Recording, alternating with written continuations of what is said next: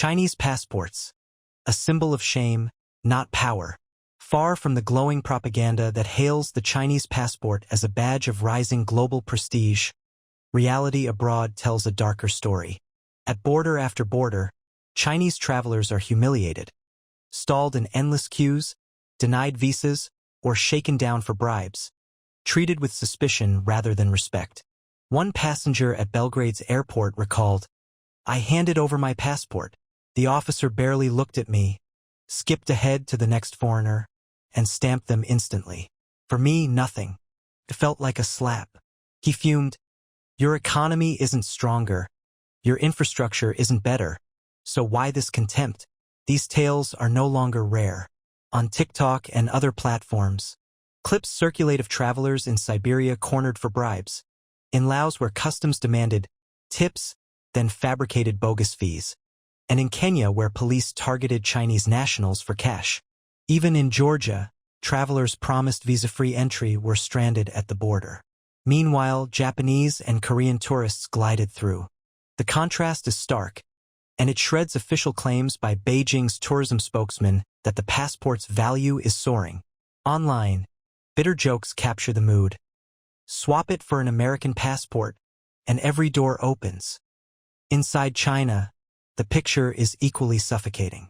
The government's chokehold on mobility has trapped millions. Passports are seized from teachers, civil servants, and retirees. Applications demand endless documents, travel itineraries, even names of companions, and are routinely denied without reason. In Xinjiang, young people need foreign admission letters to even apply, but cannot apply without them, a cruel catch-22. Others are warned they may lose pensions if they stay abroad too long. At airports, alarms flash, bans surface without warning, and helplines go silent. Human Rights Watch has blasted these restrictions as a systematic assault on freedom of movement, designed to return citizens to an era when only the elite could dream of leaving the country. BYD, from pride to protest. China's EV champion BYD is unraveling. In August, workers at its Guangxi plant erupted in strikes, demanding the legal city minimum wage of 2,200 yuan, $308. Instead, BYD enforced a cheaper county standard of 1,870 yuan, $262. Videos showed officials brushing off workers' pleas, citing regional wage differences.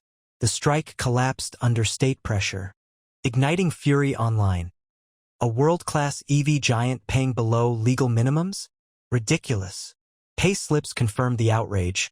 One worker grossed 6,150 yuan, but pocketed only 3,872 yuan after deductions. Another took home just $56 after 12 days of labor. Executives hoard bonuses while we do the work of 3 men. One worker spat. From June to September, BYD gutted performance bonuses, cutting total incomes by 14% and saving itself 240 million yuan, $33 million. The rot extends abroad. In Hungary, Chinese laborers hired for BYD's new plant were forced back mid-contract, denied compensation after rejecting unstable performance-based pay. BYD downplayed the scandal, but critics see a pattern. An empire built on exploitation, now cracking under global scrutiny. Beijing in freefall, capital of a collapsing nation. At the heart of China's downturn lies Beijing, a capital city hollowing out in real time. Once vibrant malls like Zara or Charles and Keith stand deserted. Residential zones such as Tiantanjuan and Daliashu are half empty, with shops locked up or begging for tenants. The labor market has seized up. I've searched a month. Nothing. At 35, Beijing has no place for me. One worker lamented.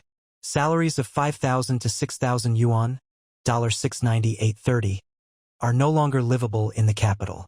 Iconic markets like Dihongmen are ghostly, and Sanlitun, once China's nightlife pulse, feels like a backwater bazaar. The decay is national.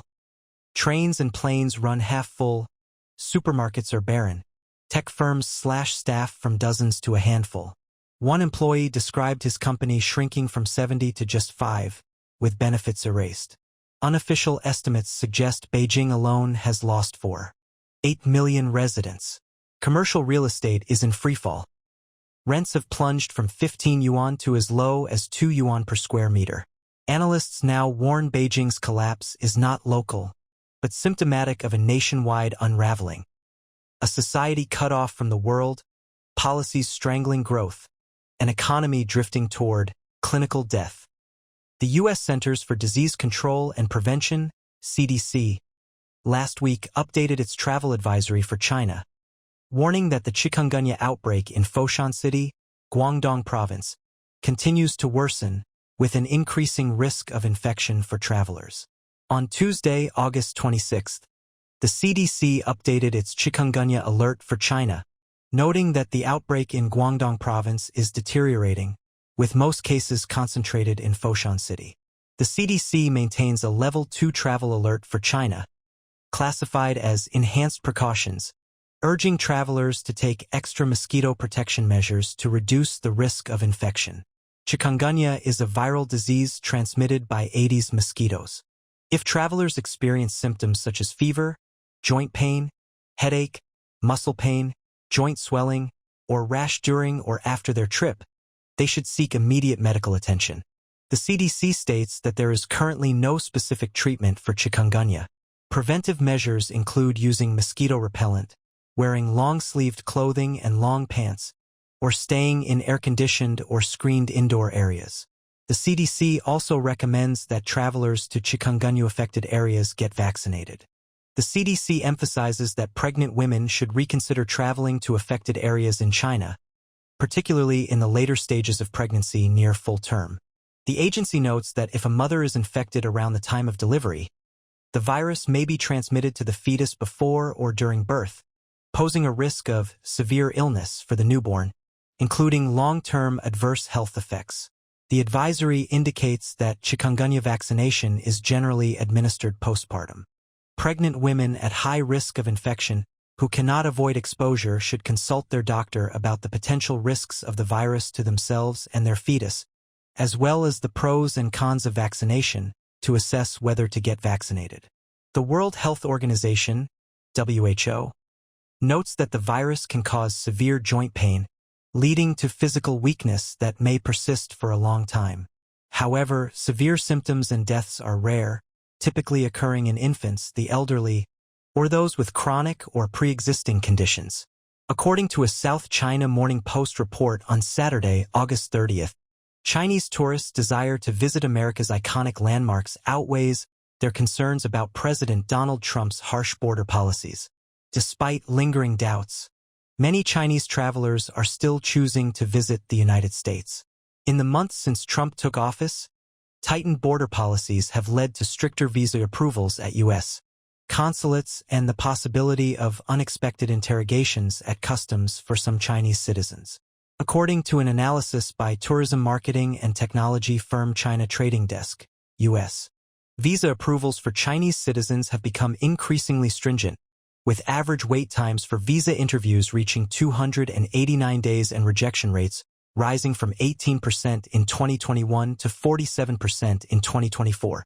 Yet, in July and August alone, 316,000 Chinese tourists visited the U.S., compared to 269,000 during the same period in 2024. The report highlights the experience of Gao Huaxing, a 44-year-old professor from Shanghai University. Earlier this year, Gao planned a 2-week family trip to San Francisco but worried that his children might encounter scenes of drug use or gun violence. Gao remarked about their amusement park experience. Compared to 2024, Chinese tourism to the U.S. has seen growth in 2025 so far, defying the expectations of many experts. Inflation, safety concerns, and visa obstacles are typically factors that reduce tourist numbers. According to records from the U.S. International Trade Administration, 755,225 Chinese tourists visited the U.S.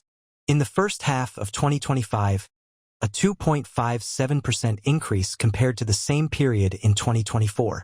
Data from China Trading Desk shows that an estimated 316,000 Chinese tourists traveled to the U.S. During the July and August summer vacation period, a 17.4% increase year-on-year. Subramania Bhatt, CEO of China Trading Desk, explained, the U.S. possesses globally iconic tourism resources that remain difficult to replicate elsewhere. He added, natural wonders like Yellowstone National Park and the Grand Canyon, as well as cultural landmarks like the Statue of Liberty and Hollywood, hold immense appeal, especially for first-time visitors eager to check off must-see attractions. Sienna Peroulis-Cook, Marketing and Communications Director at Dragon Trail International, a business consultancy, noted that Chinese tourists typically rank Los Angeles and New York City at the top of their U.S. travel destination lists, followed by national parks. They predict that if current negative factors persist, the number of inbound U.S. tourists is expected to remain largely unchanged or may slightly decline over the next 6 months. By the evening of August 29th, China's 3 major state-owned airlines, Air China, China Eastern Airlines, and China Southern Airlines, released their financial reports for the first half of 2025. The data paints a grim picture. The 3 companies collectively posted a net loss exceeding 4.7 billion yuan. Fierce involution-style competition in the domestic market, severe overcapacity, and a sluggish recovery in international routes are the 3 core factors crippling the industry's financial losses mount.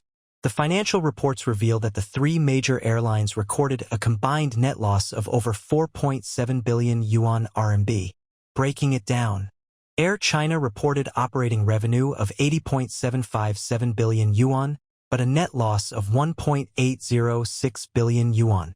China Eastern Airlines recorded 66.822 billion yuan in revenue, with a net loss of 431 billion yuan. China Southern Airlines had revenue of 86.291 billion yuan, but posted a net loss of 1.533 billion yuan.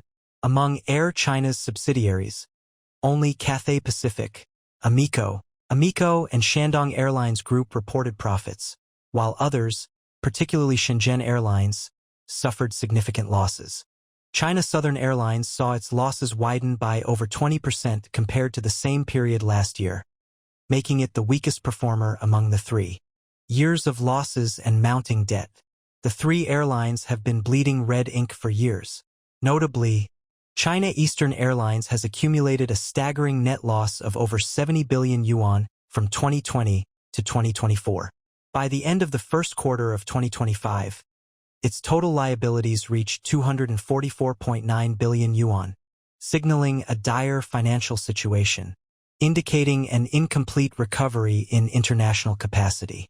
Given the dominant position of these 3 airlines in the international market, the sluggish rebound has hit them hard. The redeployment of wide-body aircraft originally used for long-haul routes to Europe and the Americas to domestic routes has led to a glut in domestic capacity. Given the dominant position of these 3 airlines in the international market, the sluggish rebound has hit them hard.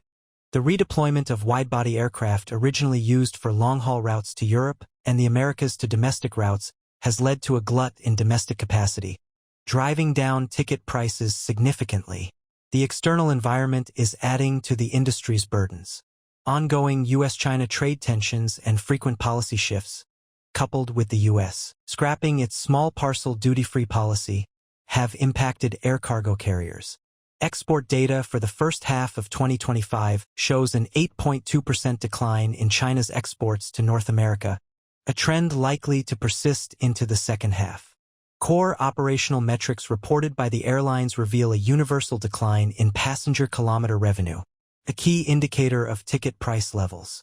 Air China's revenue fell by 3.765 billion yuan due to lower yields, while China Eastern and China Southern saw passenger kilometer revenue drop by 7.22% and 6.12%, respectively, year-on-year. The airline's reports consistently highlight multiple challenges: imbalanced supply and demand, a shift toward lower-value customer segments, significant diversion of passengers to high-speed rail, and growing uncertainties in the international environment. In the first half of 2025, the aviation industry faced a busy but unprofitable dilemma. with passenger traffic growing but profitability severely constrained. In response, the Civil Aviation Administration of China has begun addressing the involution-style cutthroat competition to promote healthier market development. However, the airline's persistent losses are not isolated incidents. They are deeply tied to China's broader economic downturn. Industry insiders note that declining consumer confidence due to economic pressures has dampened spending. And while tourism demand has seen some recovery, price-sensitive consumers increasingly opt for cheaper travel options, intensifying the price war in the aviation market. Looking ahead, the summer travel season's performance will be a critical indicator of the industry's trajectory. Despite strong demand during the summer, ticket prices remain under pressure. According to Flight Manager, as of August 24th, domestic flight ticket prices during the summer travel season dropped 3.7% year-on-year and were approximately 10% lower than 2019 levels.